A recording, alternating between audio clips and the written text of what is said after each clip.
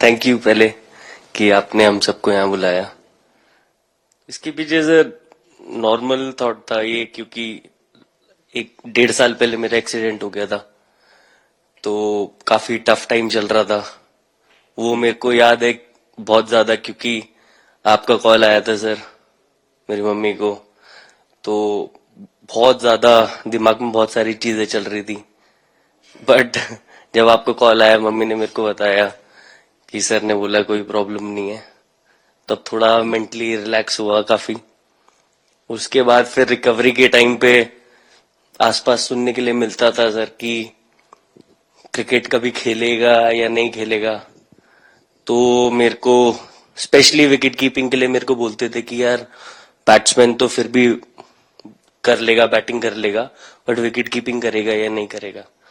तो पिछले 1.5-2 साल से सर यही सोच रहा था कि यार वापस फील्ड में आके जो कर रहा था उससे बेटर करने की ट्राई करनी है, और किसी और के लिए नहीं बट अपने आप को प्रूव करना है, नहीं वापस डेडिकेट करके कि यार नहीं, वापस इंटरनेशनल क्रिकेट खेलना है और इंडिया को जिताने को देखना है। ऋषभ, जब आपका रिकवरी चल रहा था, मैंने आपसे माँ से बात किया तो मैंने दो बातें कही थी। एक तो मैं पहले डॉक्टर से चर्चा की थी, तो डॉक्टरों से मैंने ओपिनियन लिया था। फिर मैंने कहा कि भाई कहीं इसको बाहर ले जाना है तो आप मुझे बताइए, हम चिंता करेंगे। लेकिन मुझे आश्चर्य था आपकी माँ के आत्मविश्वास का। ऐसा लग रहा था जब मैं उनसे बात कर रहा था, मेरा परिचय तो नहीं था, कभी मिला तो नहीं था, लेकिन ऐसा लग रहा था जैसे वो मुझे आश्वासन दे रही है। ये ना बड़ा बड़ा बड़ा गजब का था जी। तो मुझे लगा कि जिसको ऐसी मां मिली है वो कभी विफल नहीं जाएगा। ये मेरा मन में विचार आया था, उसी समय आया था जी, और आपने करके दिखाया जी।